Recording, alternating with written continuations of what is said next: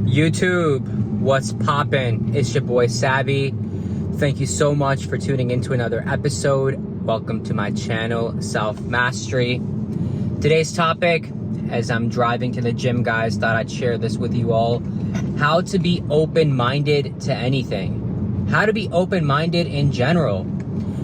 And there's a lot I can discuss, but first thing I want to say, guys, is you see, everything that we have learned in life, especially when it comes to religious conditioning or religious indoctrination or just the way the world works, that we've learned through our peers, our family, our teachers, school system, culture, all of that sort of indoctrinates us.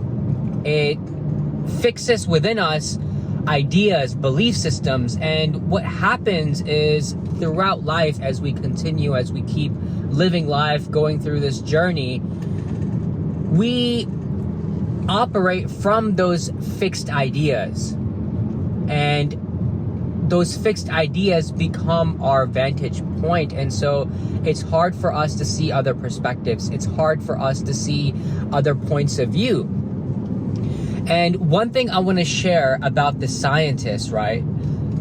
Think about a scientist. A scientist has always a hypothesis whenever, he observes, right? Through observation, and a hypothesis is conjured up. And so the scientist is not there to prove his point all the time.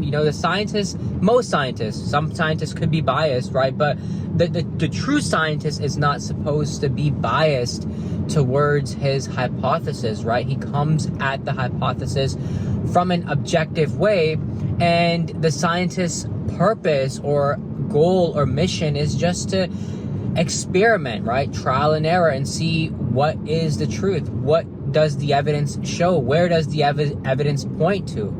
And whatever the evidence shows, right, whether it affirms or negates the scientist's hypothesis, right, he still is objective to that. He's still focused on the truth, regardless of what he desires to see or doesn't desire to see, or whatever he wants to happen or doesn't want to happen. That's all not part of it, right? Because a scientist is truly looking at everything from an objective point of view without bias. And so that's how we should approach life. That's how we should approach anything in life. Anything that we learn, when it's new knowledge, new information, we should always come at that information or knowledge without any biases. And we should always be open-minded to listening, to learning, to figuring out, hey, yes, I grew up maybe in a Christian household, or maybe I grew up in, a Hindu background or a Muslim background. And, over there, it's sometimes considered blasphemous, especially in religion. Guys, I know you know this, to question anything that the scripture says, or the priest says, or the pastor talks about, or the monk, or the, whatever, the temple leader. It's like, if you question anything, right, they think of it as just blasphemous. They think of it as like, how dare you question authority? How dare you question, the way traditions or customs have always been talking about things, guys. So that's one thing I want to say, is that a lot of people break away from religion. They break away from religion because they realize the simple fact that they're not able to question.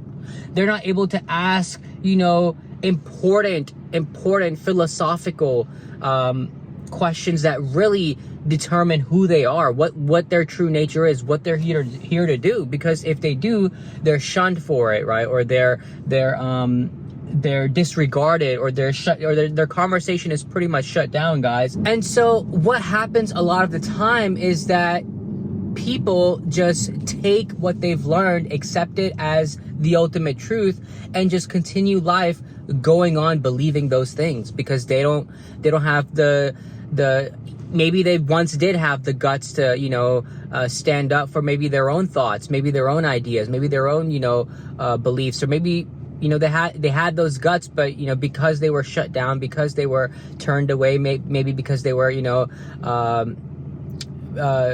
embarrassed into, why are you asking these questions? How dare you, And so then they just, keep it shut and just, keep believing everything that they're taught. And so that's what happens. And then so later on in life, when someone does introduce the truth or does introduce a new perspective, there's something cognitive dissonance, right? That you guys have heard of. That cognitive dissonance is basically whenever someone presents you with new information that is contradictory to what you believe or what you have been believing or have been taught to believe, you immediately, like, your brain shuts down, right? Your brain just doesn't comprehend anymore because it realizes that, this is against my belief system. This is against what I'm out here, or what I've learned or what I've understood or what I've been taught to believe, So a lot of people get cognitive dissonance because they're so used to believing what they believe. And so one thing I always recommend, guys, is be a purveyor. Be someone that is always on the hunt for the truth. And for that, you're gonna have to come across many different sources, many different ideologies, many different books, many different, teachers. You're going to have to come across and study and take what serves you, take what resonates with you, and leave or discard the rest. One thing that I've learned from Ayn Rand, a wonderful philosopher, Ayn Rand, in the book Philosophy Who Needs It, she mentions, or she states one thing in the very beginning of the book, is that, when you come to philosophy or any teacher or any guru, right, don't blindly follow everything that they say. Don't blindly just listen to all that they're saying and take it as, the ultimate truth, and you never question it ever again in your life. Question everything. Question even, the smartest of the smartest teachers. Question every single thing. Even Ayn Rand in the book says you should question me. You should question, my book or what I'm stating in my philosophy. And that's really what a true open-minded individual does, is that an open-minded individual is open to learning, right? Accepting all these different, ideologies, but in the end forms his or her own conclusions. And that's really, guys, how you develop an open mind. It's okay. It's okay to not always know everything. And that's why the pursuit of knowledge, the pursuit of wisdom, this journey even exists, because we cannot ever know anything, right? We can never know everything, because the reason is because there's just so much out there. There's so many different truths, so many different, spiritual, psychological, philosophical truths that exist. And it's like, you're always going to be learning no matter what age you're at. So to always continue life with a fixed mindset, with a fixed, belief system, you're never going to grow like that. You're always going to be stuck in the same points of view, same perspectives, same vantage points, and you're always going to be at the same level, because unless you can elevate your mindset, elevate your belief system, elevate or transcend, habit patterns, ways of thinking that are no longer serving you, or even, certain truths that you thought were truths but are not, are actually falsities, right? Or false truths, whatever you want to call them. You have to realize that, hey, I have to let these things go. I have to let go of the old, discard what doesn't serve me, discard what is no longer, in alignment with where I'm headed. And so the open-minded person is open to everything. I know a lot of people that will read the Bible and be like, that's it, that's all I need to know.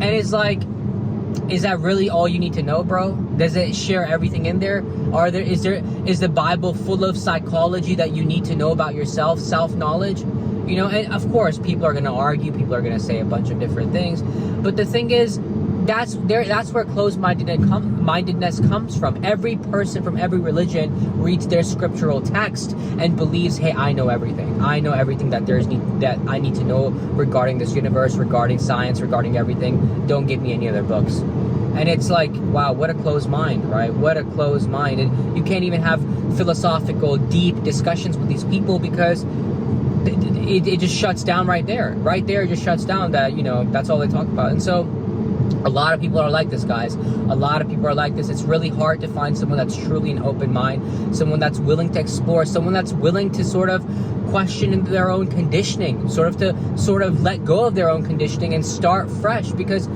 you see, a lot of our belief systems, like I mentioned early on in the beginning, we're indoctrinated by our family. We're indoctrinated by our religion. And, you know, for us to let go of that, it's like we're letting go of our identity. And for that, you know, the ego is scared. A lot of people consider that an ego death, to let go of, you know, who they, you know, were grown up to be, you know. And so to let go of those ideologies, those religious beliefs, even, you know, your cultural beliefs, and then to start fresh, to start searching or beginning this search for yourself, to really figuring out like what is the ultimate truth, or what is the truth for yourself. That takes a lot of courage, guys. That takes a lot of, you know, just bravery, in my opinion, a lot of strength to get on this journey and to actually keep learning and to keep exploring.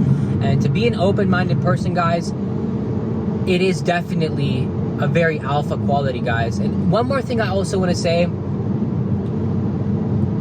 never ever follow any teaching blindly. Never follow any teaching blindly. Always have your mind's eye open. Always be aware, right? Always have the pros and cons. Always have, because this is the thing, right? Especially when you're new on this journey, like I once was. What some of my mistakes were that I'll share with you is that some of the teachers I listened to, I would think this is it. This is the ultimate truth, right?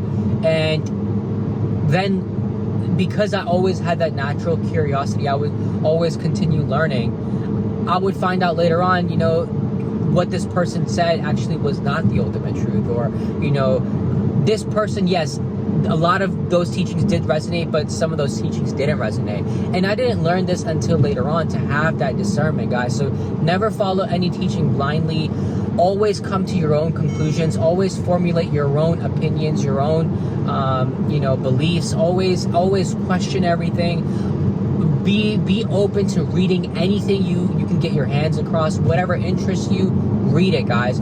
If you're a Christian and you want to learn about Buddhism, read some Buddhism, right? Read some Taoism, read some, you know, Bhagavad Gita, read the Quran, read whatever that really, you know, is calling to you. Just because you were born into a Christian family doesn't mean it's blasphemous to read any other scriptural texts. Or just because you were born into, you know, a Muslim household doesn't mean that you can't ever question, you know, the Maulvi or the Imam or anything like that. No, guys, always, you know, always be like the scientist. Always be open and willing to experiment, to learn, trial and error. This is how the scientist truly is, that you have a hypothesis, and then through experimentation you come to the evidence, and the evidence suggests, or the evidence points to the truth. Always, guys, be like the scientist, the open-minded, unbiased scientist, guys. But that is the message for today: how to be open-minded to pretty much anything. This is how you become an open-minded individual. You are always a student. In life, you are always a student. I'm not sure if Plato said that or Aristotle, but there's never a master of anything. I'm a master of nothing, student of everything, guys. Always a student of everything. But this is the video for today's episode, guys. Give this video a thumbs up, like, subscribe, and I will be back with more content. Take care, and I'll see you guys in the next episode. Peace.